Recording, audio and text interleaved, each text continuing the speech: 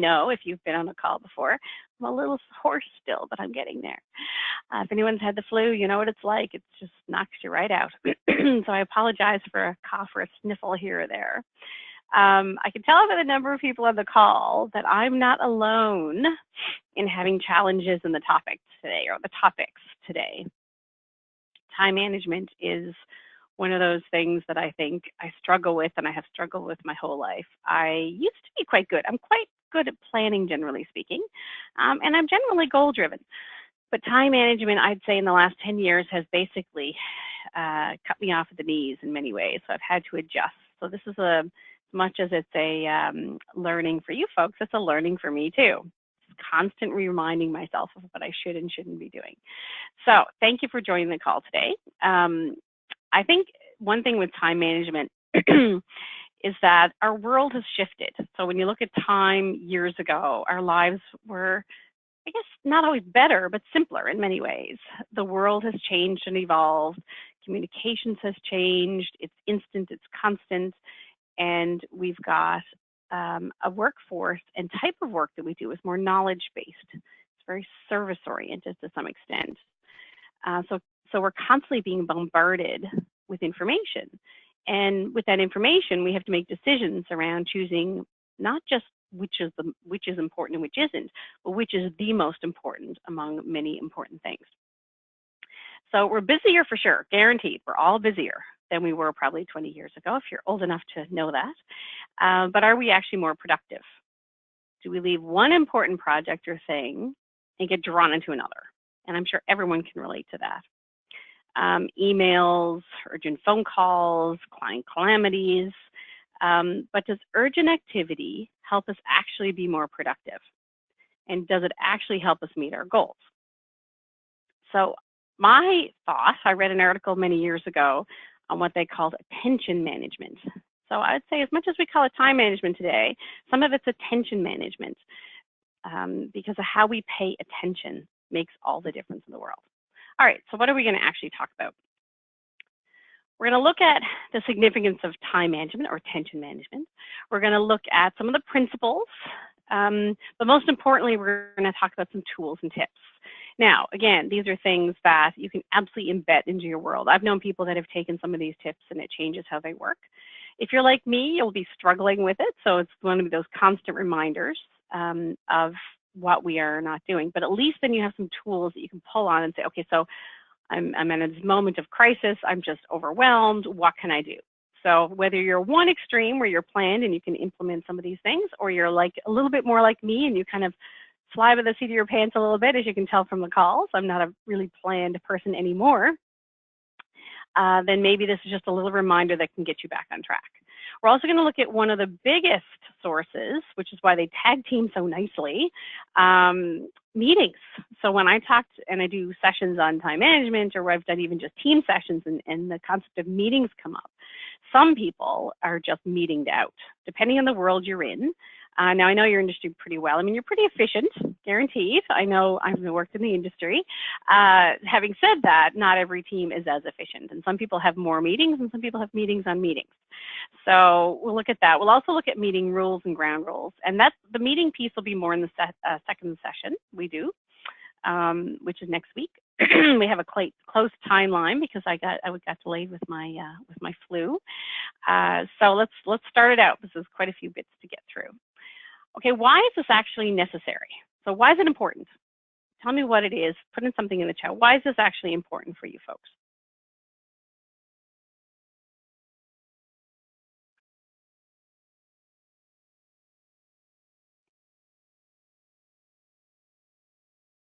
Yeah, thanks, Val. Staying on track. Absolutely. Time is a funny thing. You know, we feel like time's racing, and believe it or not, it's a phenomenon that time actually does speed up in your brain as we get older, which is really daunting to think about. It's only going to get worse. But it's absolutely efficiency, productivity, everything is getting more and more complicated. So how do we actually do this? So what's the definition of time management? So I'll have that in a second. So time management is one of those things, though, that I love this quote. The bad news is time flies. The good news is you're the pilot. So we often blame time speeding up, things are just too quick. But at the end of the day, you can actually control some of this stuff. Sometimes, and you've heard me talk about what you can and can't control in different things that we do. So what can you actually control? There are elements of not time, because you can't control time itself, but what you do within that time, you can absolutely control and be in that driver's seat. All right, so what is it? Time management refers to the way that you organize and plan how long you spend on specific activities. So this doesn't mean, like, so my way and your way may be very different. Okay, so don't get too caught up in I can't do what Mary's doing or Joe's doing. How you manage your time is often unique to you. We're very different people, and how we do that is different. So, for example, I'll do a little quick little question out to you folks. So, if I was going to tell you that we were on a team together, or I was your leader, and I said there's a project that's due in 30 days. Okay, you've got to have this project, the report in 30 days. And we're talking about it for a couple of minutes, and we figure it's going to take approximately 3 full days to do. So think of 30 days. Now, don't worry about weekends. Just think of 30 days, and it's going to take you 3 days. I want you to put in the chat, when do you actually start? What day between 1 and theoretically 27, what number do you start at?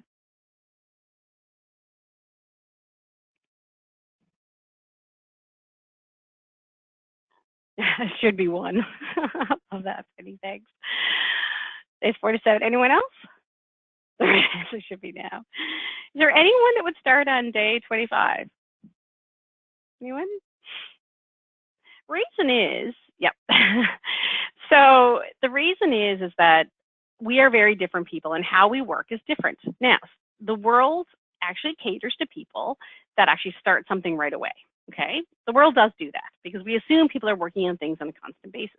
But some people actually, and you might recognize this about yourself, perform really well under pressure. So you might be one of those people that, you know, I always sort of say to people who went to university or even in high school, you know, did you actually perform really well? Did you study the night before? Or were you like me, who had it all studied 2 days before and I was just reviewing? So think about how you are, but how we are is very different. The question is, how do we work together as well on projects? And we're not doing project management and all that sort of stuff here, but it's really good to understand when you actually start things. And again, don't compare it necessarily to other people. Now, if you're working together on something, that's a different story. So it's different. We have different ways of doing things, and these are some tools that you can use to decide how you're going to work that way. And again, how you confer with your colleagues to make sure it works for them as well. So what are some of the benefits of effective time management? Now, some of this stuff is pretty basic, so I'm going to put it out there because I got lots of other things for you guys to do today. So productivity and efficiency, that already came up in some of the answers. In terms of better professional reputation, thought that might be an interesting one to put out there. So what does it look like? So if I'm actually have effective time management and I'm actually getting things done, it's going to increase who I am, my reputation, my brand, my reliability, which plays into trust. So it absolutely plays into how others want to or avoid working with us. Obviously, you're meeting your deadlines, you're meeting your goals, right? You've got your goals set, you're meeting them, and you actually potentially could advance. You could get promotions, you could just get increased salary, whatever the heck it might be, additional vacation time to compensate for that improvement. And in terms of career goals, so you know, it kind of opens it wide up for you. If you have time management that works for you and it makes sense for you, then you can actually look at different streams in your life. There's lots of different organizations you might get into. Maybe it's a little more fast paced, but you've actually done it, so it works. So one of the biggest things, though, that I hear when we talk about time management, and I see people's looks on their faces when they're stressed. I mean, it causes so much stress. And when you look at stress in the workplace, if it's a very sort of, you know, hey, deadlines aren't really there and the pace is quite slow, believe it or not, think about it. What are the chances that there's going to be a lot of stress in that workplace? And things are just elevating. They're only getting more. So how we manage that stress and how we manage that time can make all the difference. So what could happen if we fail? So I'll throw out a couple of things. What would happen if we actually can't succeed?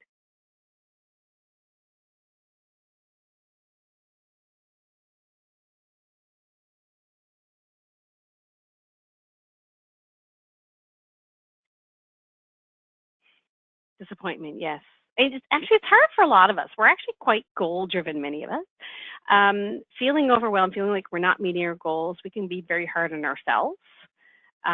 Obviously, our employer can be very hard on us. There's multiple things that play into this. So you've got your I'm just going to pop these up. It's not your quality of work, your goals are not working. If you're a leader yourself, right? Are you showing up properly in terms of your team? Are you coming out stressed out of your mind all the time and not managing time effectively and your attention effectively, right? So it impacts a lot of what we do. And work-life balance is huge, right? Absolutely huge. It affects how we want to work and where we want to work. So, okay, so how good are you actually at a time management? So I'm going to put some up here, and I want you to rate them from 1 to 5. So where 1 is not at all, and 5 is very often, okay? So I'm going to put them up. I had a few technical difficulties. Can't put them up one by one, but I'll read them one by one. Number 1, so I'll rate it 1 to 5. The tasks I work on are the ones with the highest priority. So it's 1, not at all, 5, very often. Number 2, so write these down. We're going to calculate them after, and you can see how you come out. So number 2, I never find myself completing tasks at the last minute or asking for extensions. Ooh, somebody has a 5 there. Good job on the first one. So I never find myself completing tasks at the last minute or asking for extensions. Number 3, I set aside time for planning and scheduling. Actually thinking and executing, imagine having time to think. I know how much time, number 4, I spend on each of the various tasks, sorry, my typo, that I do. So 1 to 5, write them down. Okay, number 5, I find myself dealing with interruptions. Often, I'll put in there. Number 5. Okay, so write down 1 to 5 and number 6. I use goal setting to decide what tasks and activities I should work on. So it's not just what's in front of you, you actually set aside time to decide.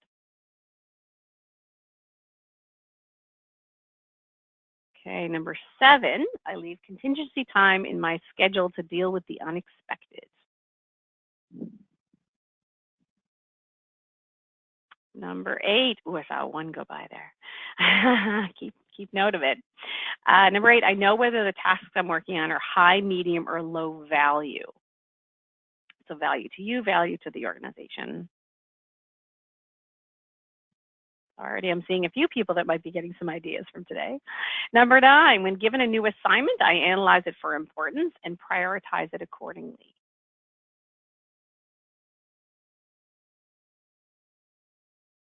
Number 10, I'm rarely stressed about deadlines and commitments.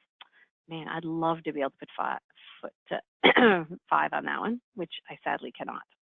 All right, just a couple more and we're done. So number 11, distractions never keep me from working on critical tasks. Again, I'm highly distractible, so I can relate to anyone that puts a little low on that one. Number 12, I have to take work home in order to get it done.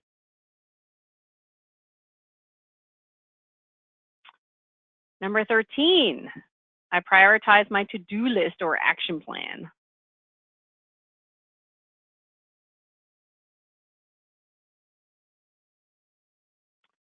And number 14, I confirm my priorities with my boss. So you're checking in to make sure you're on the right track. And number 15, before I take on a task, I check that the results will be worth the time put in. Now, I'll give you about 30 seconds just to add those up so I know your mathematical whizzes.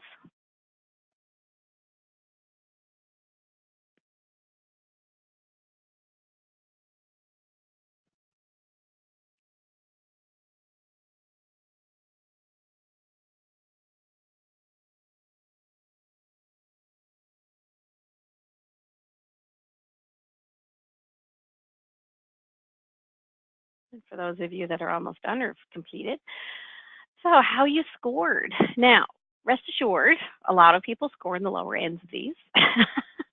So don't panic, but I've just got a little funny comment. Oh dear, you've got to fundamentally improve your time management skills if you're between 15 and 30.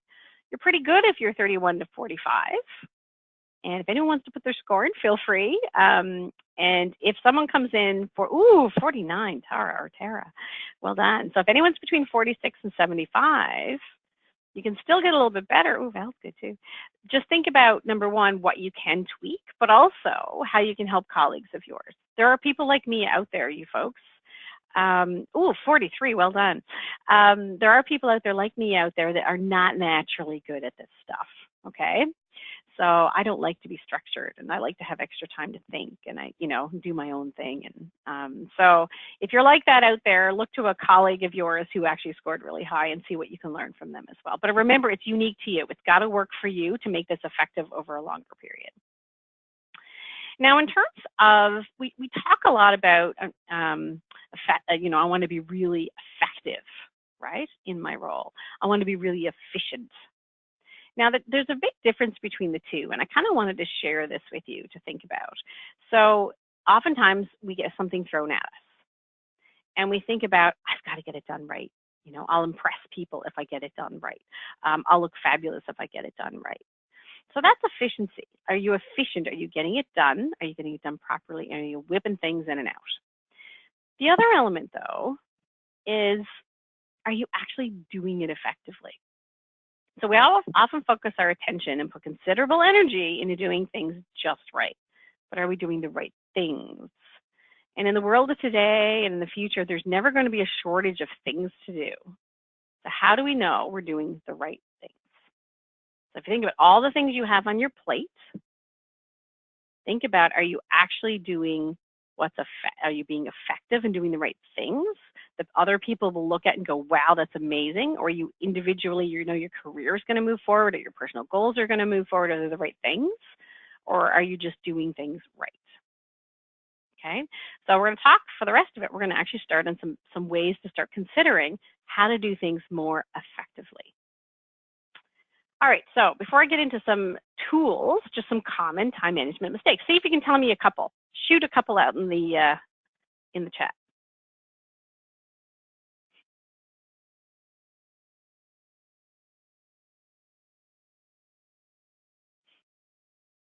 Regular meetings, I like that one. We're definitely going to talk about that when we get into meetings for sure. Multitasking, yes. Does multitasking actually work? Not so much. Interesting one. I love that, Penny, for bringing that up, or Penny and group, if there's a group there. Coworkers and chit chat. That's an interesting one because different people. Now, here's an element. When I was working more internally in your industry, I did work because I was more in the HR team and leadership effectiveness end. I actually would have managers and people saying, sorry, thanks, Derek. I'm distracted, but I love your comment there. Writing an email while I'm doing this webinar. Yes, focus is always important. So I would get managers calling up and saying, so-and-so says they can't do their job, right? They need not overtime, but they need help, or we need to hire somebody new.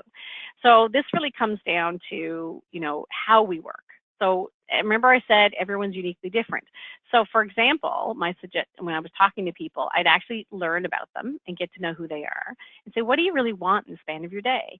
Some people want chit chat, right? Some people, that's why they come to work. I'm sure there's a few on the call that can relate to that, right? I like to actually have a quick chat with my colleague. I wouldn't want to be just sitting in my cubicle or my office all day long.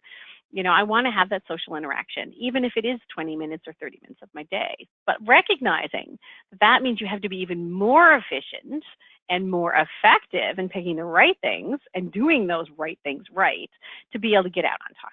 Right? So I love that comment. I really appreciate it because the people side of things is more important for some people than others. And recognize that about yourself. Don't blame yourself because it'll make you more effective if you actually come to work and more engaged. But just, I love that one. Thank you so much for that. All right, I'm going to pop some up there. Now, failing to keep a to-do list. Now, to-do list is, I think, a little bit antiquated. A prioritized do list of the right things. So kind of putting in number 1 and number 3 together a little bit there. Not setting goals. So I'm assuming in your industry, in your knowing your industry a little bit, there's goal set. You kind of have a sense of what the organization's trying to do. This company's trying to do A, or our major strategic focus is B, or, you know, I know that primarily I have to focus on this, whether it's clients or, you know, getting back to whoever, whatever clients there, it could be processes, it could be whatever the heck it is that you have to do. So understanding what those goals are and understanding how they fit into the big picture is huge. In terms of managing distractions, yes, like writing emails. And seeing those little emails pop up on your, so Derek, thank you for sharing that. Procrastination. Now, I've never been a procrastinator, but I can honestly say when I do certain types of work, even though I know it's important, it does fall down my list a little bit when something shiny and pretty comes along. So like doing these webinars. So, you know, if I was having to do like a HR investigation, which I don't do very often, but I'll do for a client on occasion, it's very labor intensive and it's a lot of high concentration work. And it's not the shiny object for me. So making sure I get those reports done on time, I really have to focus. A lot of energy. Taking on too much, who can't say no here, right? Or is anyone here not good at saying no? Some people have the natural, like, I want to help out, I don't want to make people feel overwhelmed. So not only do they not say no, they don't delegate. Thriving on busy.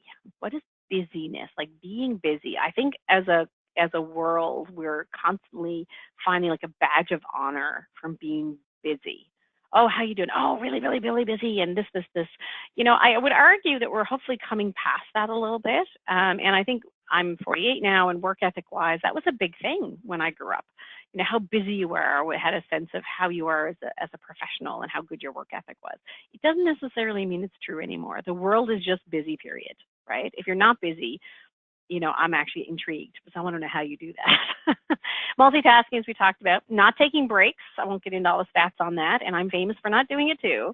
Not taking a break, because the break in terms of your productivity, in terms of your mental capacity, and you look at the neuroscience around it and your brain, is that taking breaks actually makes you more focused, and it makes you actually think and be more creative, and ineffectively scheduling tasks, right? And we'll talk a little bit more about that after. All right, let's get into some other elements there. Oh yes, so if we're doing that, why are we doing it? Right? How often do these things happen? How many people here don't recognize any of those things in their life? And I would love to chat with you if you haven't ever witnessed or been a piece of any of these pieces, right? We often do it because things are, which we'll get into in a minute, we were fighting fires. We're constantly having things thrown at us, so don't feel too bad. All right, so we're going to look at, this came up in 1954, if anybody's interested in history, in The Economist magazine. And it came out, I'm just going to ask a question instead. So work expands so as to fill the time available for its completion. How real do you think this is? Do you think this is an accurate statement?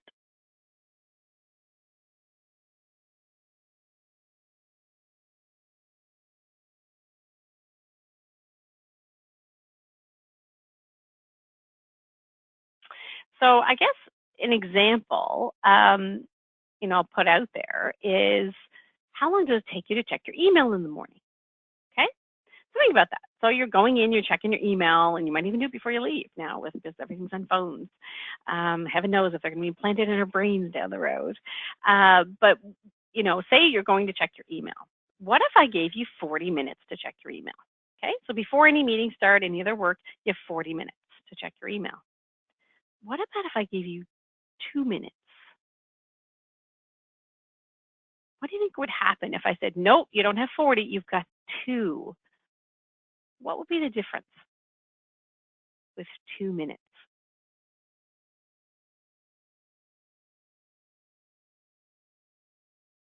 Yeah, work faster, wouldn't get it done, that's possible. So if you wouldn't get it done, you wouldn't get it seen, well, you prioritize them quickly. Thank you for that. That's the piece, because let's face it, we choose our activities. But if I've given you an hour, if I said to you, you can have an hour and a half for your email, what do you think you do? You'd actually use up the hour and a half. It's so easy. It's like a purse. If anybody, the women on the call, you get a bigger purse, guess what? Is it the same amount that you had on the little purse? We fill it up. That's what I think of when I think of Parkinson's law. We use it up. So if I give someone 3 hours to do a project, and I give the same person or a different person the same project and do in 30 minutes, believe it or not, most times, based on research, you'll actually get it done. And it'll be just as or close to as effective. Or sorry, as I guess impactful or meet the results. Yeah, a bigger person, more stuff. So again, I can give myself that time. I could say something's going to take me, this is going to take me 10 hours. And even if it could take me 6, I will do it. Now, everyone's a little different. Some people are happy to take less time, but the majority of people will try to make sure it's right, take their time, think it through. Is there anything I've missed? And possibly some of us might get a bit distracted. So how does this actually work in the workplace? So obviously, yes, we set our own time and that makes a difference. So it comes out in terms of Parkinson's law, we look at, okay, well, if we're choosing our time, then in terms of being effective, how do we choose the right things? Okay, so another quick principle, I told you we were going to talk about some principles to play into this, and we'll give a little tool out of this one, and the next one I'll give you as well. So if 80% of the results come from 20% of the effort. Now, you guys would have heard this. I can't imagine in your world you've not have heard this. As simple as if you think of your client base, 80% of the results, i.e., your income, your revenue, often come from 20% of the clients, right? So it's no different. That this principle has been used many, many times in different ways. So if we think about it, so if 80% of the outcomes come from 20% of the effort. So when, I like to call them as the fire drills. So when the fire drills of the day begin and they zap your energy, you have to remind yourself that what's really important, right? So come on, you've got a list. I'm going to make you do a list in a minute. If you've got a list of things that you have to do, chances are you can pick 2 or 3 that are going to be the most impactful for you, for your organization, and deep down. Those critical tasks. One thing I noticed when I was working in your industry was business development. Okay, some people love it, some people don't. If you're someone who's ever had to do not just client management, but business development of some sort, increase your book of business. Or if you're somebody who isn't even on the front line, shall we say, but there's an expectation that you can introduce somebody, or anytime you talk to people, you should talk about the company in a good way and send along a referral, just as an example, okay? So think about the impact of that, the absolute impact. So if you have a list of 10 different things that you have to do, and one of them is actually going to potentially make a new client for the organization, what are the chances that's not going to be something that's going to be have significant results, right? So out of those 10 things, if 2 of them are related to business development, or 2 of them are related to increasing business with one of your clients even, right? Adding on a new policy, getting them to understand some new coverages, then that obviously is going to be one of the top results. Let's face it, right? If it was growing your business, I'm sure, as an organization, is going to be one of the strategic initiatives of the organization almost every year. Okay, so just to put it in perspective, let's just look at how you can actually use this. Okay, so I just kind of put this together last night in terms of how you actually think about it. Now I'm going to give you 2 different tools. This is one of them. You can choose which one makes sense for you. So effort over result. Okay, so what's the best results versus how much effort you're going to put into it. So if you take just saying for each time you have something, you just mentally, it only takes a couple of minutes. Some people use this quite often. So if you rate from 1 to 10, with 10 being the highest effort or result or impact, okay, so results can be called an impact as well. So if you rate something and you say, oh, that's going to take me, like I've got their task 1 as an example. I have to write a report, for the meeting, I got to write a report on this, or I went to a conference and I have to write up or do a presentation or whatever it might be. And you said the effort's going to be huge. The impact for that report might not be huge, right? It's something that's been on your desk for a while, and it's, maybe it's not absolutely have to get done right away, but it's pretty okay. So it gives you a priority level of a 5. So basically your effort divided by your result or impact gives you a 5. Okay, the lower number is good here. Okay, so I put the example of a business development. So call a current customer about a referral. The effort, honestly, now I'm not talking about the effort of psyching yourself up if it's challenging. I'm talking about the actual effort from a time perspective. To pick up the phone, go and see the person or whatever it might be. It might take 5 minutes, could take half an hour on the phone, whatever it might be, to make that call. The result could be huge, right? We may be procrastinating on it for a reason, but the impact overall is high. So the priority actually is a 0.1. So that's obviously something that you do first. And it's funny, you think, oh, this is kind of obvious stuff. But when you've got a long list of things, like I have a laundry list at any point up to 20 of things that I have to be doing or projects I should be working on, this actually very much helps out. I was always someone years ago who, I don't know if anyone can relate to this, I was someone years ago who would love to get the little stuff out of the way so I could focus on, let me know if anyone's like this, you can focus on the big stuff, right? Oh, let me just get those emails out of the way so I can sit down and have a clear head to think about this. And I've learned over the last 10 or 15 years, specifically over the last 10, because the pace of the world is increasing so much and large important items are becoming more common, that there's never possibly a way to get rid of all that little stuff. It's always there. It's just like a stream that's going into another stream, and you take it water out and it just keeps filling up, right? So it's never going to go away. Sometimes you have to start thinking about how you prioritize what you're doing. And sometimes, like I had to shift it. I still would love to be able to do that. It's like some people say cleaning out your email and just having it down to like 15 in your email. Never done that, but it makes them feel powerful. But is that the best use of your time? Okay, in knowing that it's just going to be filled up in the next couple of days. So that's just a way to think about doing this, right? In terms of looking at your to-do list and helping you prioritize it. Now, some of the stuff you're going to want to procrastinate on, but should you, is the question. All right, Wally, too many people are asking me for things. How can I set priorities? Wait until everyone is yelling at you and then help whoever makes the scariest threat on any given day. Is that what you do? No, I tell people to go ask you. Now, it's funny, that's what I love about Dilbert. It's just there's always some truth to it, right? How often do we do we look at the urgent things, the absolute fire that's going off, the person that's screaming, not screaming, maybe just more in a urgent email that something has to be done. How often are we putting out fires? So tell me, anyone there, do you find you're putting out fires? A lot of your day is putting out fires. It could be from clients, it could be from a colleague sitting next to you, it could be from a technological issue or things that come up. Putting out fires are some of the things that I hear people are like, well, that's important because it's in my face and it has to be done now. So let's talk a little bit about that, because that really plays into a lot of these things. So how do we prioritize first? So tell me what makes a priority for you. How would you know something's a priority?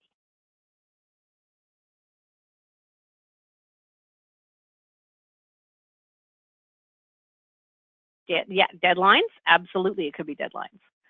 Anything else? It's very time oriented. Anyone else impacting you other than the clock on the wall? Anything else you can think of? Management, absolutely. Supervisor, for sure. Right? There's compliance and regulations, could be, but something's got to get in, maybe from a regulatory perspective. Is it the squeaky wheel? Is it someone coming up as a squeaky wheel? My leader says it is. Right? Others are impacted. Love it. Deadlines now. Low-hanging fruit. The challenge is, and that used to be me, I was the low-hanging fruit person, that's why I put that up there. So do we actually understand why something's a priority? We're going to have things individually that we find a priority, but the biggest thing in an organization is if I can align what I'm doing and I spend most of my time doing what's important for the organization, for what my supervisor and the management team, everyone thinks is right. I know what the organization stands for. Typical example in your world would be client's always right. Whether you think it or not, that client is going to be a priority. You might have that report to do, but again, if you've got that important meeting coming up with that client in the next day and your report's not due for 2 days, which piece do you start with, right? So how do you actually recognize it's a priority? So we're going to just talk a little bit about the next one, which is the Eisenhower Principle. So the Eisenhower Principle is something that came from President Eisenhower. There's not many Eisenhowers around, so it was back in the 50s, and it's same as the other principle, ironically. And it's when Eisenhower was speaking to, I think it was, I've got it written down here, Second Assembly of the World Council of Churches and he was speaking, and he was quoting actually this Dr. Miller, who was president of Northwestern University. And what he said was, what is important is seldom urgent, and what is urgent is seldom important. Now, let's think about that. So what's important is seldom urgent. So what does that actually, what does important mean and what does urgent mean? So I've just got a little description here. This is where you got to get your head wrapped around this piece. So important activities have an outcome that lead us to achieving our goal. So important means it's important to me, it's important to the organization. It's something that absolutely everyone would say that is important to get done. That is a priority for you. Urgent activities are immediate. They're in your face. They're fires that are going on around you. Could be with your client, could be with your colleague, could be with management, and they're usually associated with someone else's goals. Okay, someone calls you and they need something, they're desperate about something, someone needs help on something, whatever it is, it's urgent. Okay, but it's not going to necessarily help you meet your goals. Okay, so we often concentrate on the firefighting as it demands our attention because the consequences are immediate. Okay, so you have to be able to distinguish the two, and that's the real key with this principle is to be, and I agree, it's a one for time management as well. So in terms of the matrix, so we've got important and urgent. So you've got important and urgent if you look at the top left, okay? So this is important and this is urgent. What's not urgent though, and what's not important, okay? So in an ideal world, we'd be doing everything important, but let's face it, there's things that are important because they're in our face, and there's things that are important because I've got to get that done. Maybe it's something you're working on. Maybe it's one thing I see often that's really important when I work with leadership teams, and I ask, and what's not urgent? And it often goes in this bucket. I'll question it though, because oftentimes it does become urgent, is meeting with your staff. How often do you actually sit down and say, hey, with your staff, what's going on? What can I help you with? You know, how are you feeling about everything? Oftentimes that's one of the things that they want to do more of. If they had an extra hour in their day, they come out and say, I'd love to spend more time with my team. How important is that? Super important. So how often do you do it? Not that often. We sit down maybe once a quarter, once every 6 months. Right? It becomes something that they can put off. It's important, but ironically, when things start going off the rails, it moves from the not urgent, the blue, into the green. So all of a sudden, things start going off the rails, and it's urgent in your face. Engagement scores are down. Somebody is having conflict in the team. You're not meeting your targets all of a sudden. So things start going off the rails, and all of a sudden, what could have been planned and organized to deal with on a regular basis is now becoming something in the green category. Okay, so let's talk about them a little bit. So in that first the quadrant one, the do now in the green, you've got sort of two things in there. You've got things that actually you could not have foreseen, right? Somebody, your client, whoever it is, something comes up, they need something, and it's got to be done now. The other ones would be obviously things that you put off, just like I mentioned, right? You can put off and they move into the green side. So some things you can do there is you can actually plan better, right? If there's things that you can control and you can keep them in the blue, if they're important, that's if they're important, okay? So, and another little tip there is to schedule time in your calendar for the unforeseen. So anything in that green is going to take, let's face it, it's going to take over your day, your week, even possibly your month if it's a crisis management perspective, okay? So I'm gonna get you to start putting some of your own things in here now in a minute. So in terms of what's not urgent, so you know, when do you decide? It's helping you achieve your goals, okay? It has to be planned out and it's got to be focused on. Can you think of something that would fall into that? So I mentioned one thing. What else could fall into that? It's not urgent, so it's not a fire going off in my face, but it's really important for you or your organization. What could that be?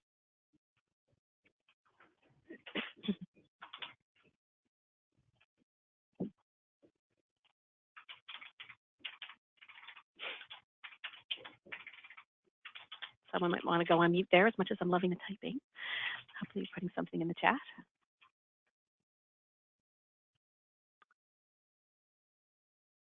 So what could be in that group? What is not urgent but significantly important?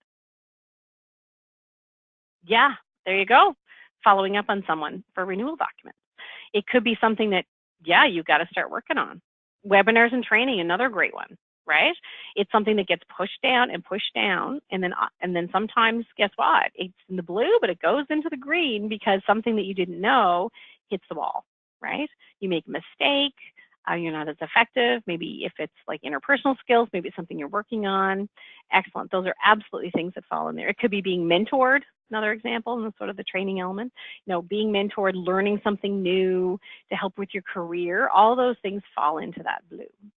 Now, in terms of the black, the red, sorry, often this is related to other people. Okay, so I find this one often can be things where I say, why are you involved with that anyway? And people will say, oh, because someone asked me to, right? It could be people that come over and take up your time. It could be meetings that don't make any sense.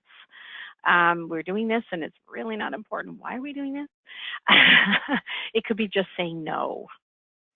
Okay, so no, this is one where if you have to struggle saying no, I can guarantee you're going to have someone's going in that bucket.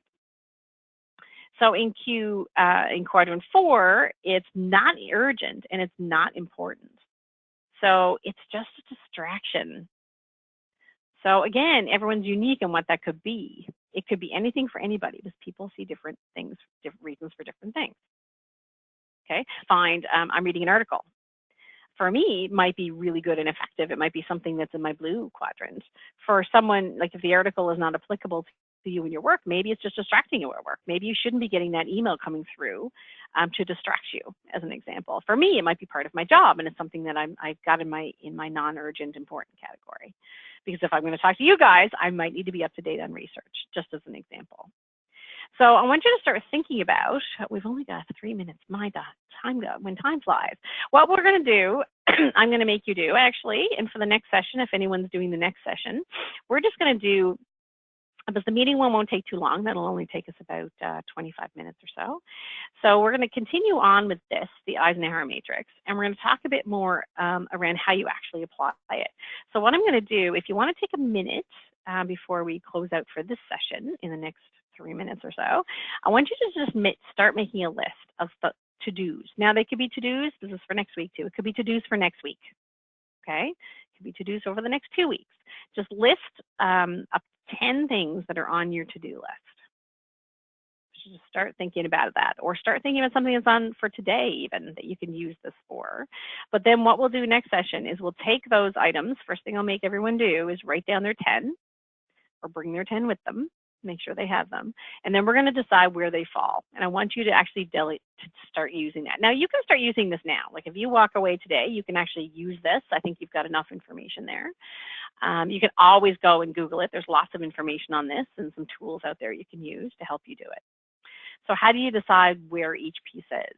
And here's the kicker, though. If you do it between now and next week, what I'd like you to do is actually get it validated. So if you fill it out, ideally, if you can, go to your supervisor. If your supervisor's in the room today, great. You can say, look, I'm going to bring it in. Here's what I have to do, and here's what I'm putting in which bucket. And just make sure it's aligned, because if you're not aligning it the right way, you're going to be extremely ineffective.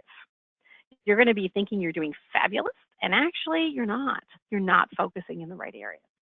Okay, so just take a minute there, if you can, as we're finishing up here, to start writing them. I'm going to give you 30 seconds, and then one more comment, and then we'll finish it up.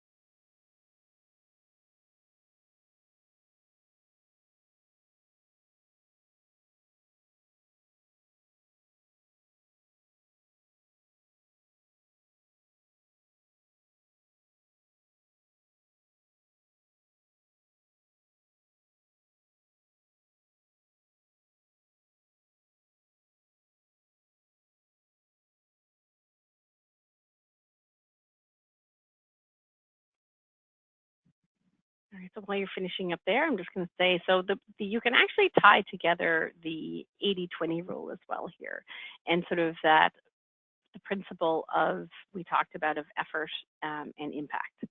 So try, and if you try either out, let me know next session which lands for you. Some people like one tool more than the other. So I'll be curious to see what you guys think. Anyway, if you can put something in the chat, that'd be great to let me know what you thought, or anything else you want for the next session. I'm happy to modify and tweak if there's some needs that are out there. So next session we'll be doing probably about 20 minutes or so on this, and then we'll flip over to the meetings, which are absolutely one of the biggest time drains that we can have. So thanks very much. Time flies, I tell you, and we'll talk to you next week. And by all means, put a note in the chat. Let me know if there's anything specific you're looking for. Thanks so much, and have a lovely weekend.